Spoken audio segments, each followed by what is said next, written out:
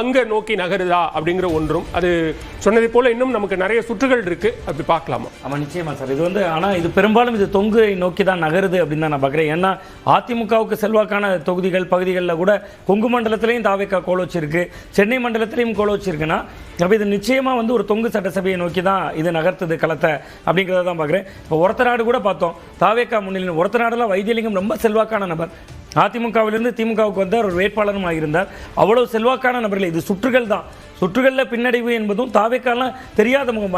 50 number மாறி இருக்கு. இப்போதைக்கு 142 தொகுதிகளுக்கான முன்னணி நிலவரங்களின் அடிப்படையில் தற்போது 55 தொகுதிகளில் திமுக கூட்டணியும் 51 தொகுதிகளில் தாவேக்கவும் 38 தொகுதிகளில் அதிமுக அப்படிங்கிற அளவுக்கான சூழலா தற்போது நம்ம பார்க்கிறோம்.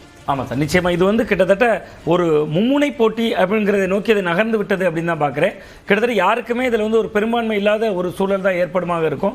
கூட்டணியாக கூட பெரும்பான்மை என்கிற இடம் நமக்கு இன்னும் ஒரு 5 சுற்றுகள் போனால் தான் தெரியும். மற்றபடி யாருக்கும் தனிப்பட்ட வகையில்